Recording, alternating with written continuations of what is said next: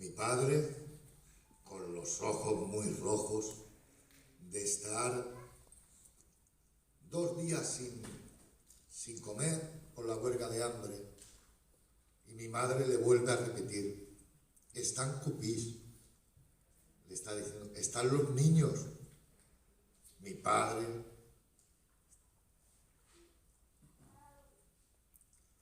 la vuelve a mirar y le dice en el idioma de mi madre: aida tú, que aquí ha venido un gulbé. Le dice: vete tú, que ha venido este gitano. Y era el tío Juan de Dios.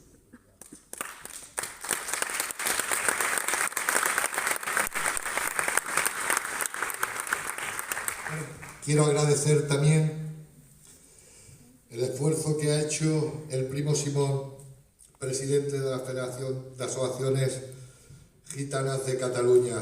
Bienvenido, Simón.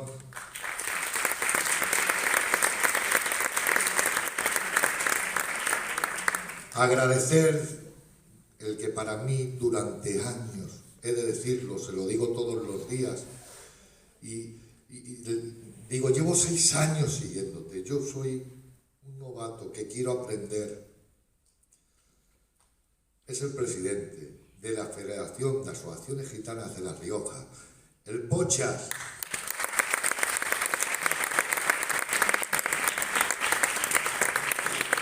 Porque para mí, Pochas, te lo digo, el primo, aprendo cada día de ti. Bueno, hago un llamamiento al pueblo gitano, un llamamiento a los representantes del pueblo gitano, los presidentes que hay aquí, de la Federación de Cataluña, La Rioja, y aquí presente, junto al tío Juan de Dios y al tío Cristóbal Lasso, solicito un Congreso Nacional Gitano para que nos pongamos de acuerdo y consigamos el Estatuto Cultural Gitano. Muy bien.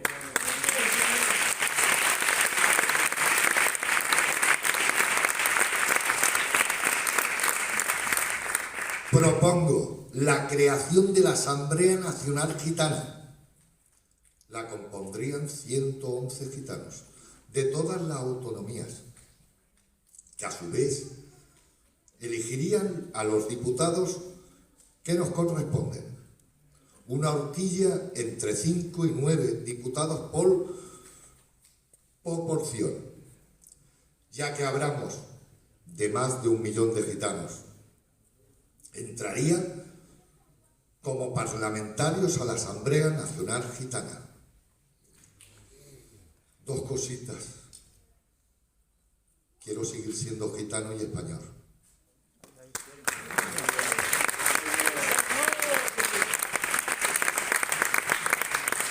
Un estatuto cultural donde se ponga el valor de nuestra cultura, de nuestra lengua y espacios de televisión para combatir el antigitanismo que tantos programas actuales desvirtúan la cultura y costumbres del pueblo gitano.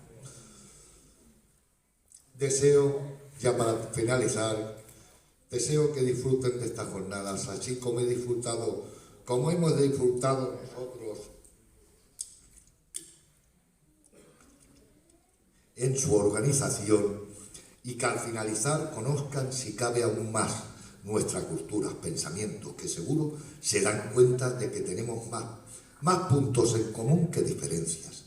Aunque, como he empezado diciendo mi mensaje, estas jornadas es la igualdad de las diferencias.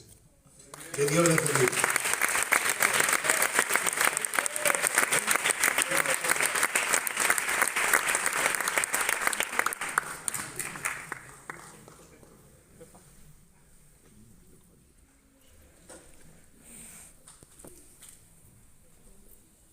Buenas tardes. Gracias. Buenas tardes, queridos amigos.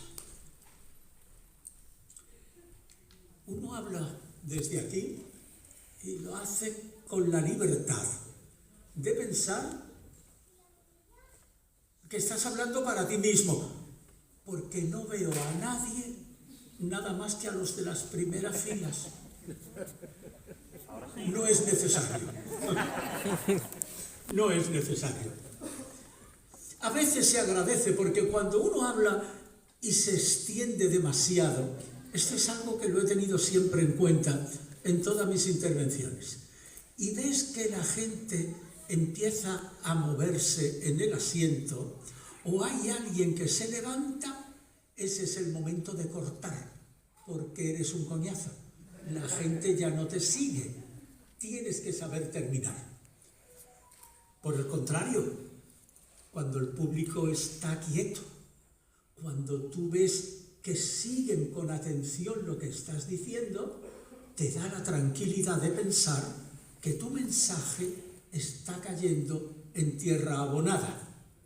Ya está bien esto que estoy contando para deciros que en vuestras manos está el que me calle, os movéis, o el que siga hablando si os estáis quietos.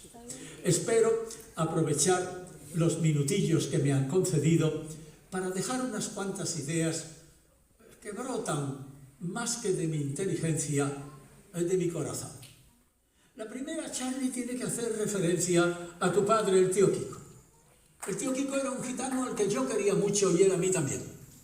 Y esa anécdota que acabas de referir, yo la he vivido en mis propias carnes, porque estás hablando del año 1978, cuando todavía no teníamos Constitución. Yo acababa de ser elegido diputado en las Cortes Constituyentes, las que hicieron la Constitución española. Pero la Constitución no se aprobó hasta el día 6 de diciembre de 1978. Y unos meses antes, cuando todavía no teníamos Constitución, los gitanos de estas islas, y especialmente los de la capital, lo estaban pasando muy mal, porque teníamos un ayuntamiento que no nos ayudaba, al contrario, nos perseguía, porque teníamos unas fuerzas de seguridad, policía, en menor medida la Guardia Civil, que nos perseguía. Los gitanos en el año 1978 aquí, en esta ciudad, nos sentíamos perseguidos en todos los órdenes. Y tu padre, que era un gitano valiente, comprometido con su pueblo, luchaba para que cambiara la actitud de las autoridades de entonces y nos tendieran una mano para poder salir del estado de miseria, de preocupación y de persecución que estábamos sufriendo. Y entonces fue cuando él se declaró en huelga de hambre. Tú has dicho que se encerró en el edificio de Comisiones Obreras. Seguramente sería en ese edificio. Yo creía que era en el edificio de los sindicatos, que seguramente sería el de Comisiones Obreras. Y me llamó. Claro que yo era una expectación. Yo era muy joven, tenía 33 años. Era el primer gitano que había salido elegido diputado en las Cortes Constituyentes de Madrid. Era una auténtica novedad. Y el tío Kiko me llamó, me dijo, mira lo que estamos pasando aquí, Juan de Dios, ¿por qué no vienes? Y yo cogí el avión y me vine aquí. Y me fui a buscarlo. Y me encerré con él en el edificio de Comisiones Obreras, juntos, para llamar la atención de la sociedad y de las autoridades de entonces. Efectivamente, yo era un reclamo.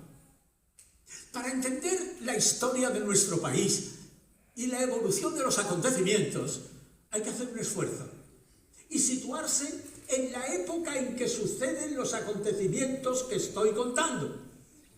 Estoy hablando de 1978. Veo aquí muchos jóvenes que en esa época todavía no habían nacido. En esa época dura y difícil, tu padre era un ejemplo a seguir de compromiso. Yo me uní a él y porque yo representaba de alguna manera una figura curiosa, al menos para los medios de comunicación, creo que eso contribuyó a que el ayuntamiento de entonces, las autoridades de entonces, hicieran algo de caso a lo que tu padre pretendía y viviésemos una época, como mínimo, de una cierta tranquilidad. Creo que esto que estoy contando importando, es bueno decirlo porque nos sitúa en el inicio del movimiento reivindicativo gitano en España y concretamente en las islas. Casi todo en la vida tiene un principio, una continuación y a veces incluso un final. Cuando se hable de la historia del pueblo gitano en las islas, aquí habrá que recurrir a 1978, cuando un hombre, su padre, el tío Kiko, reivindicaba de alguna manera el protagonismo de los gitanos en la lucha por la defensa de nuestros intereses. Dicho lo cual, queridos amigos, no voy a hacer un discurso interminable, ni tengo tiempo, ni vosotros os merecéis un coñazo demasiado largo en lo que tengo que contaros.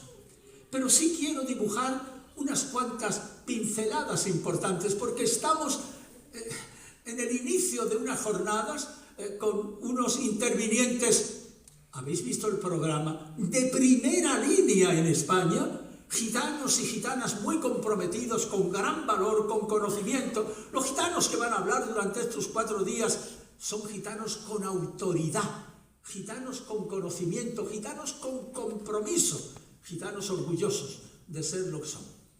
Por eso, tal vez mi papel hoy sea reivindicar de alguna manera la historia reciente pasada para que tengamos la base sobre la que entender lo que a partir de ahora puede suceder en las islas que nos ha tocado vivir.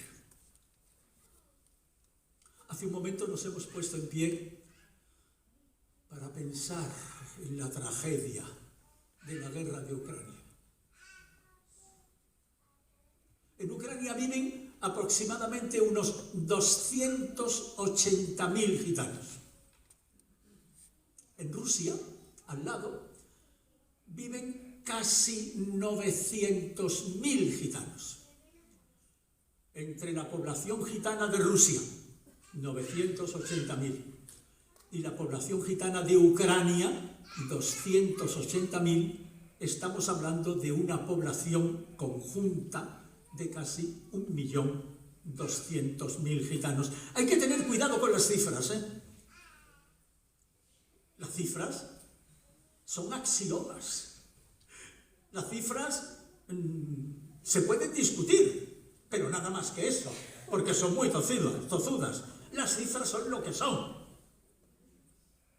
En el mundo vivimos unos 14 millones de gitanos. Primer dato importante, ténganlo en cuenta los presentes en esta asamblea.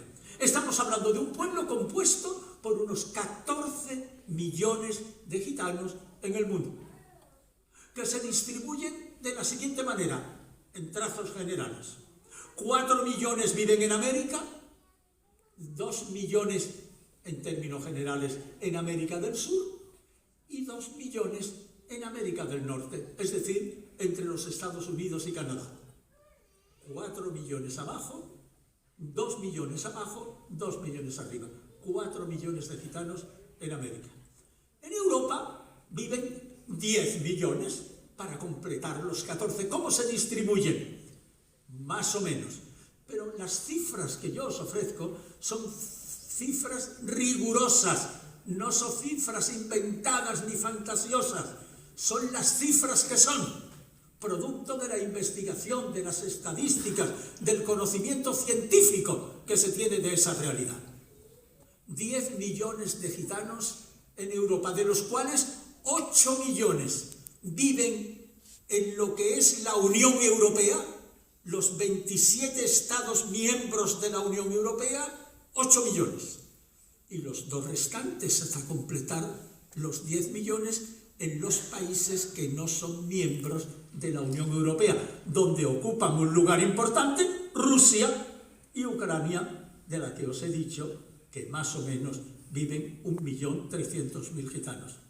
Termino los números, porque los números son un coñazo, pero para que tengáis una idea, para que sepáis de quién estamos hablando y cuál es la importancia, aunque sea numérica, de nuestro pueblo. En España, en España vivimos 750.000 gitanos. Son muchos. Hay algunos gitanos que dicen que somos 1 millón. Bueno, Algunos dicen 1,5 millones, y pronto voy a leer en algún sitio que habrá algún gitano que dirá que somos 2 millones. Bueno, pues muy bien, no hay nada. O sea, no hay argumentos con un mínimo de informe. Pero es que 750.000 gitanos, querido mío, son muchos gitanos. 750.000 gitanos son muchos gitanos. Somos la minoría más importante que hay en España. De los cuales la mitad, fíjese qué cosas de la vida, la mitad de los 750.000 viven en Andalucía. Así, tal como lo oyen. 350.000 gitanos, estos sí que están prácticamente contados, viven en Andalucía. Y la otra mitad repartidos por el resto de las autonomías de España. La provincia que más gitanos tiene de España, Granada. Granada, con sus pueblos, ha sido siempre la provincia con más gitanos de España, más que en Barcelona, más que en Madrid. Estamos diciendo que en Andalucía viven la mitad de los gitanos españoles. La otra mitad repartidos por el resto de España. Creo que es interesante, toda vez que estamos hablando de gitanos en una jornada tan importante como esta, que sepamos el terreno que pisamos, de quién estamos hablando, dónde están estas personas de las que hablamos y cuál es la realidad de su presencia en nuestro país. He pronunciado la palabra Ucrania y os quiero transmitir algo que he dicho a mis sobrinos y a mis primos cuando veníamos para acá, una imagen que me ha conmocionado extraordinariamente. Tengo 6 hijos, 5 chicos y una chica. Mi niña se llama Carmen, es médico, por lo tanto está muy preocupada por la salud de su padre, es lógico. Su marido también es médico. Y de mis hijos, los varones, hay 2 especialmente, creo que todos, los quiero mucho, todos son iguales. Hay uno que es abogado, muy listo, y hay el pequeño de todos, el más pequeño de todos, el otro día cumplió 31 años, es arquitecto. Digo esto por lo que voy a referir a continuación. Es joven, es muy guapo, al menos a mí me lo parece, soy su padre y creo que es un buen arquitecto, será un buen arquitecto. Han encargado de hacer un bloque de pisos en Francia y está dirigiendo toda una urbanización en la costa. Es un buen niño y es listo. Pero anoche le mandó una fotografía a su madre, no me la mandó a mí, le mandó una fotografía a su madre que él mismo se la hizo llorando, con sus lagrimitas que le caían por el rostro. Y le decía a su madre: mamá, acabo de ver las noticias de la guerra en Ucrania y creo que voy a coger la furgoneta de papá. Yo tengo una furgoneta, un Kia familiar de 8 plazas. Creo que voy a coger la furgoneta de papá y me voy a ir ahora mismo a Ucrania para traerme para acá a todos los niños que pueda. Cuando vi la carita de mi hijo llorando y su deseo de coger la furgoneta e irse a Ucrania a coger a los niños que él acababa de ver por televisión, me emocionó. Como me está emocionando en estos momentos, y yo os quiero transmitir también ese sentimiento, en este caso, déjenme que lo diga, de un niño, de un joven gitano, bien formado, con una cabeza muy lista y muy bien amueblada, que es capaz de llorar cuando ve a los niños que sufren, cuando ven a las familias que están siendo masacradas por unas bombas asesinas. Como antes nos hemos puesto de pie para oír a Esperanza y para oír a Dorantes en la interpretación de nuestro himno gitano, no sé por qué, he tenido necesidad de transmitiros estas vivencias personales. Siguiente punto. La historia del pueblo gitano, esta que se está escribiendo hoy aquí en Palma, con esta jornada, esto será una línea en la historia de nuestro pueblo, o a lo mejor será una página, pero no será más. Será un granito de arena más en la montaña que queremos construir, que es la personalidad colectiva del pueblo gitano. Los gitanos salimos de la India en el siglo X, principios del siglo XI. Esto está demostrado. a raíz de la invasión del emperador del Mogol, que llega a la India para apropiarse de los terrenos indios, y los gitanos que entonces vivían en el norte de la India, al lado de Nepal, donde está la cordillera del Himalaya, en ese sitio vivían los gitanos, nuestros antecesores. ¿Cómo se averiguó esto? No me puedo extender mucho, porque si no, no acabaría nunca. Acéptenlo con estas solas pinceladas. Se descubrió mediante la investigación de la lengua. Unos gachoses muy listos vieron que los habitantes de esa parte de la India hablaban igual que hablaban los gitanos que él conocía y que vivían en Occidente. Y de ahí fue tirando del hilo hasta que se descubrió que efectivamente el pueblo gitano tiene su origen en la región del Punjab, que es una región al norte de la India y que hace frontera con Pakistán, y que están separadas ambas por el importantísimo río Nilo, que es el que divide a una de la otra. El pueblo gitano empieza su emigración hacia aquí. Mira, yo recuerdo que cuando era pequeño, y vosotros también, cuando ibais a la escuela, os enseñaban qué es la historia y qué es la prehistoria.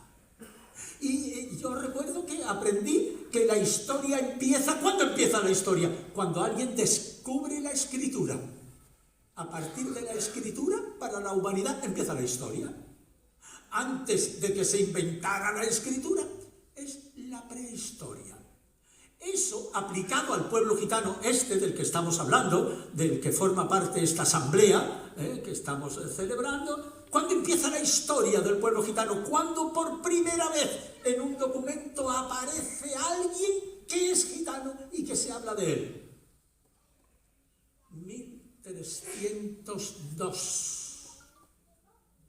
Hay un documento en la isla de Corfú, en Grecia, que yo he tenido el honor inmenso de verlo, no de tocarlo, documento histórico, donde se habla de gitanos que eran la mayoría de la baronía de los gitanos de la isla de Corfú.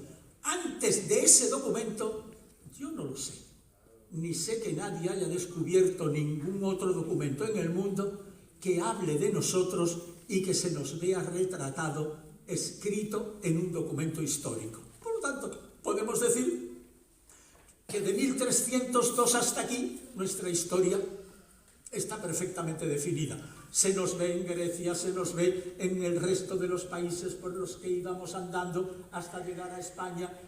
Hay documentos en los ayuntamientos, en los registros civiles, en los conventos de los frailes. Es decir, la historia del pueblo gitano se puede seguir muy fácilmente desde 1302 hasta aquí. Pero ¿y antes de 1302 qué? Es la prehistoria. Antes de 1302 no se habla de nosotros, pero se nos ve en los documentos antiguos.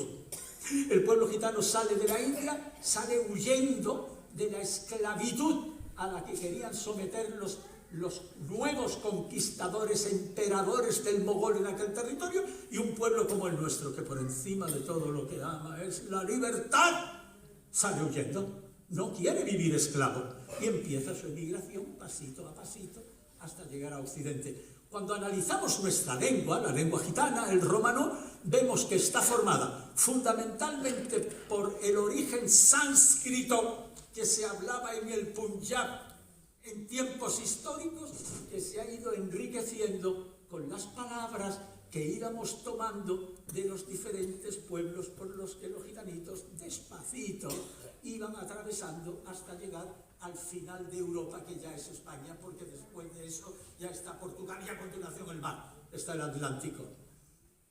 Los investigadores y los lingüistas ven la riqueza de la lengua gitana, que va incorporando términos persas, términos de los diferentes países por los que íbamos pasando. Aquí hay muchos gitanos, y seguro que no lo saben, o sí lo saben, contar los gitanos. Joder, claro que sabemos contar, que sabemos decir 1, 2, 3, 4, 5, 6, 7, 8, 9 y 10, ¿o no? Claro que sabemos contar, y de alguna manera contamos, ¿no? ¿Sabéis, queridos amigos, que los gitanos cuando contamos contamos en griego. ¿Qué dice usted? ¿Contamos en griego? ¿En griego antiguo?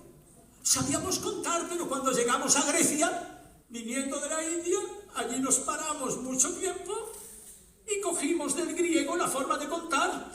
Y los gitanos que están aquí escuchándome saben que contar se dice yek, dui, trin, star, pans, sis, octo, enia. Eso es griego antiguo.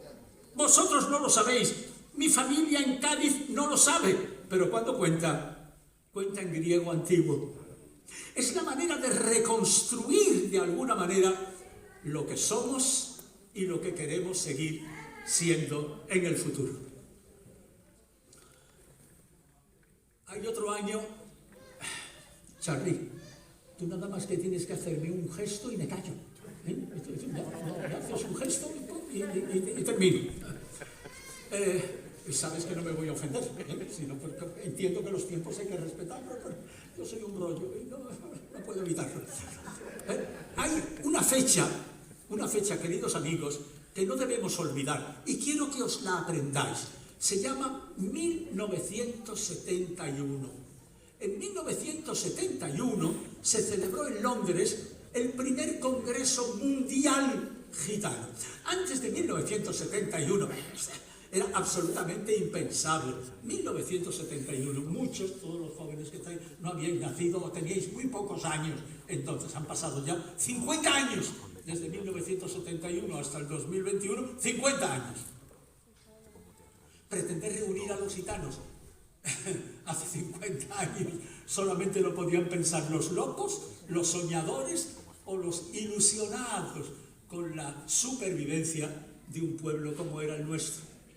Banco Ruda, un gitano francés, gracias a Dios todavía vivo, fue el que inspiró la reunión de Londres de 1971. Pensadlo bien, yo era muy jovencito, tenía 20 y muchos años, pero tenía 20 y pocos años, pero Dios ha sido muy bueno conmigo, muy generoso, yo, sin merecérmelo, no sé por qué.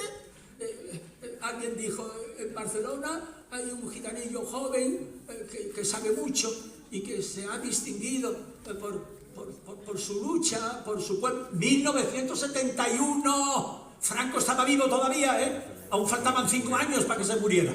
Por lo tanto, estamos en plena dictadura, nada de democracia. Pero alguien dijo, en Barcelona hay un gitano que se distingue y que está haciendo algo, invitadlo. Y me invitaron. Tuve la suerte, la gran suerte, de participar en 1971 en el Congreso Histórico de Londres, donde nos reunimos gitanos exactamente de 29 países distintos.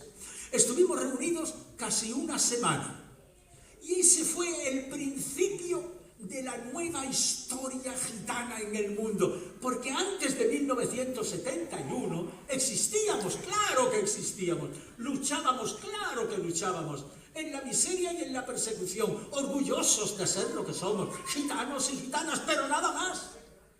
A partir de 1971 se encendió un farolillo de gitanos que pensando en el futuro, y nos reunimos en Londres. ¡Qué suerte tuve! Yo era de los más jóvenes en estar allí. No voy a contar cómo transcurrieron los días en aquel Congreso de Londres, os voy a referir solo cuáles fueron los acuerdos que tomamos en Londres durante los 4 o 5 días que duró aquel Congreso. El primero de todos ellos, el más importante. Antes decía Charlie y emplazaba a mi amigo Cristóbal Lasso, que es un pionero en lo que voy a decir ahora, y a Diego Luis, el director del Instituto de Cultura Gitana, y en alguna medida yo arrimando también el ascua a ese deseo de que consigamos un estatuto de la cultura gitana. No con todas las competencias que Charlie ha apuntado, porque Charlie sueña, y sueña despierto, y sueña con un futuro